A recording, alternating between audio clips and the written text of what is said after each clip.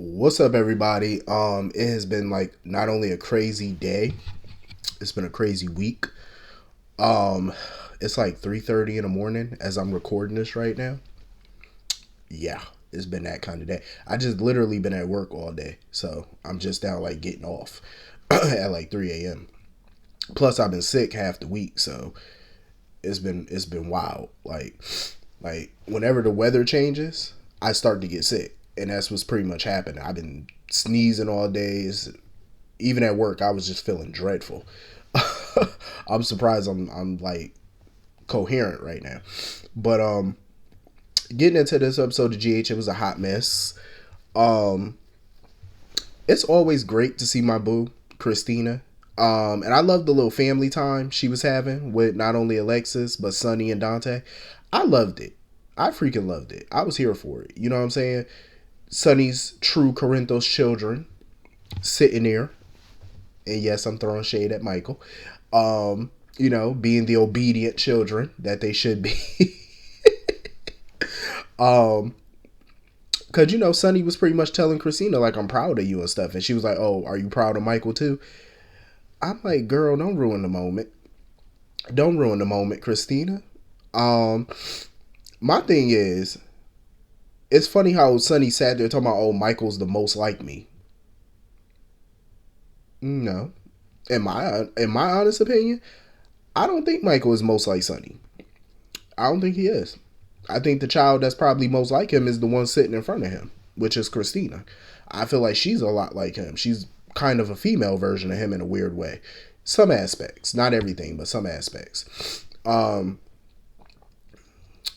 I love a little family moment. It's too bad Dante had to leave a little early because, business got in the way. He had to go do his little detective thing.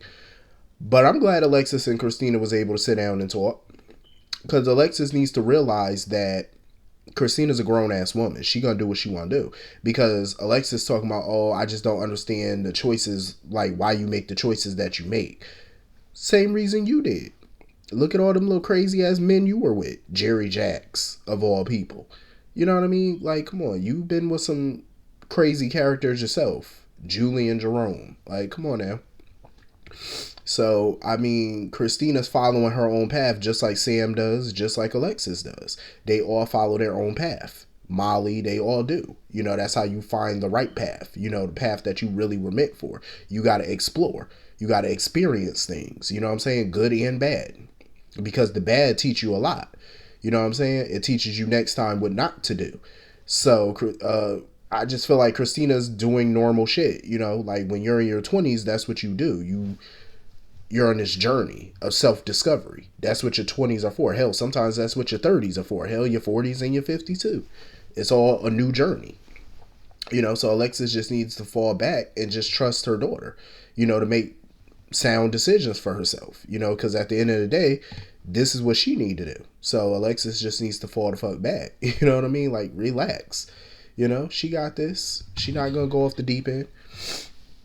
So anyway, moving on from that, Sonny is so blind where Dex is concerned. Like, he over there praising him, talking about, I want to thank you for your loyalty and being discreet. Like, basically, he's offering him a higher position in his organization because he needs a good lieutenant and he feels like Dex could fill that role. My thing about Sonny is, has Sonny not learned his lesson from 13 years ago when Dante infiltrated his organization as Dominic? Like, did Sonny not learn? Like, do a deep dive on this boy. Like, why not have him follow? Because you know good and well Michael meets up with him every other day.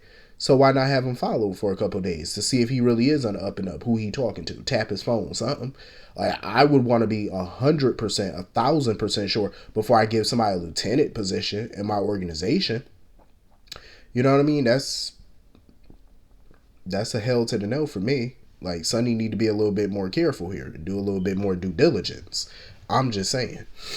So anyway, moving on from that, I love the scene with Robert and Diane and stuff like that, because he was coming in asking if she could remember anything and stuff, and she was just talking about how all she could remember was her life flashing before her eyes. I felt like their scenes was cute. You know what I mean? I would definitely get behind Diane and Robert being together. I felt like they wouldn't be a terrible couple. They're both headstrong, you know, and I would love to see Robert try to tangle with Diane because Diane is very independent. She's very headstrong. I would love to see him try to navigate a relationship with her. You know, if Holly wasn't coming back, I would definitely be shipping him and Diane. I don't know what's gonna happen in terms of Robert and Holly. Like, I don't know if they're gonna get back together. I don't know, but if they don't, I'm cool with him and Diane getting together because I like the vibe. Um, and you know, Diane was pretty much talking about finding a new purpose in her life and stuff like that. I could see Diane doing something new, you know, some new challenge or whatever. Not saying that she would quit law or nothing like that, but some type of new challenging hobby or some new experience, adventure or something. I could definitely see her doing it. I wouldn't be surprised if she decided to adopt the child or something. I wouldn't be shocked. Because when you're damn near facing knocking on death's door, you know, it changes you mentally and stuff like that. You know, you start like thinking like, damn, I need to, you know, repurpose my life. Like, you know, try to find some new purpose, some new direction, you know, do some shit that I've never done before. You know what I mean? Before my time really runs out. You know what I'm saying? So I think she might go through something like that. But I also loved how when Robert left her room, he was looking back at her door, smiling and stuff like that. He's smitten with her. Like, he is definitely ready to tickle her fancy.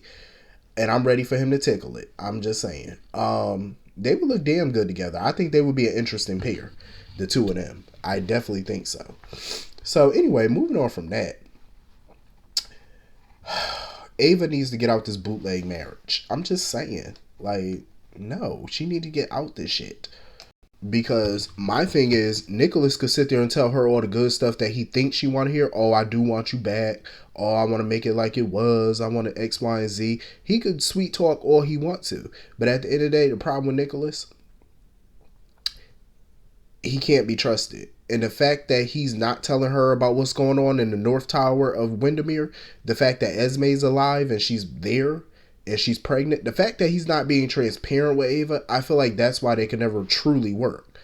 Because you have to be 100% transparent with a person.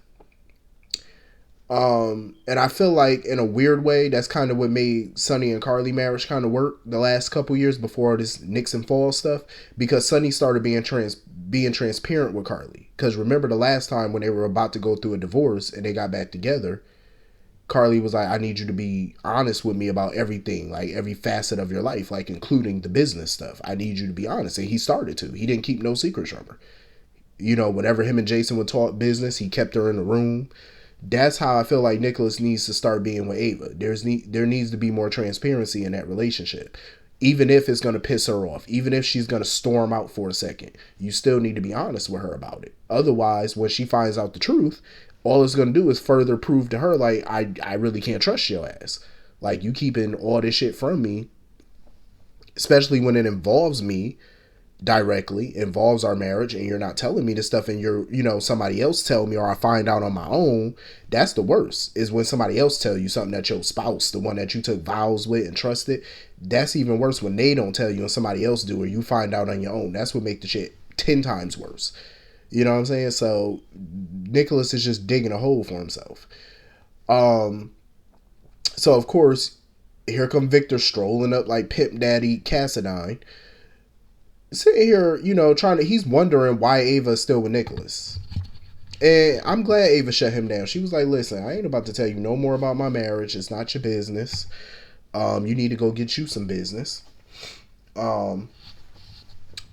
And I felt like Victor was trying to put the moves on her, because he was like, oh, you need to, you know, ditch Nicholas or whatever. You need a real man. Like, you need a man's man. You know, a man that, you know, that's going to treat you better, that you deserve better. And she was like, and who is that? And you know, he was alluding to the fact that he think it's him, that he a better man for her. Because he feel like Ava too much woman for Nicholas. I was like, all right, Pimp Daddy.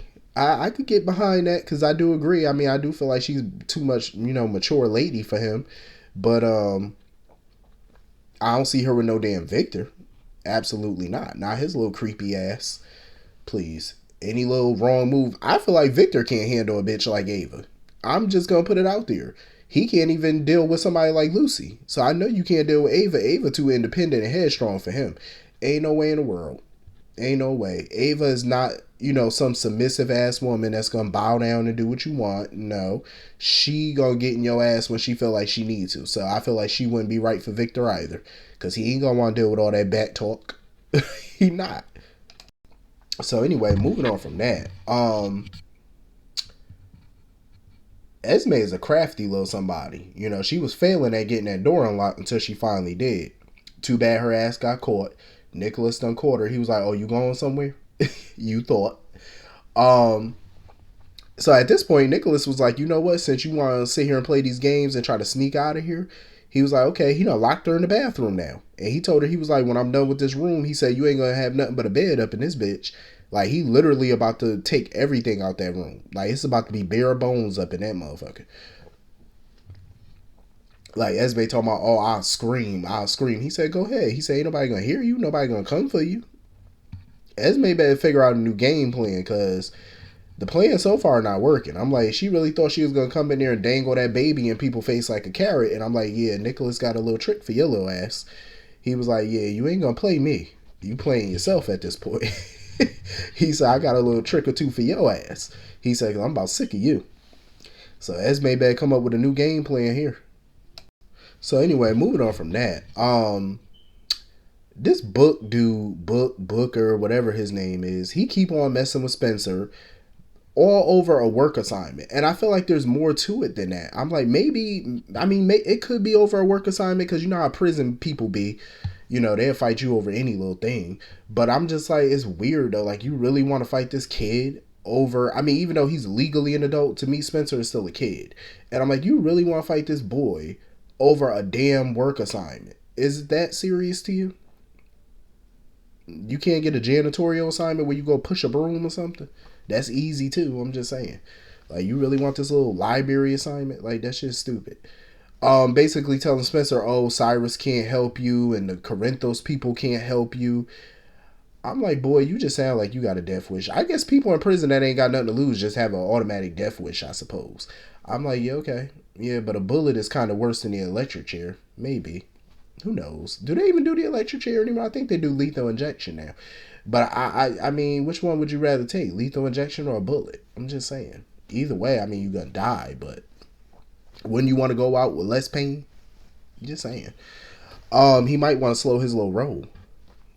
So Spencer ain't budging on it. Spencer was just like, listen, I'm not giving you back your work assignment. Kiss my ass, get out my face. So dude really trying to pick on him until Cyrus came back in there or whatever, and he done hit Cyrus. I was like, oh shit.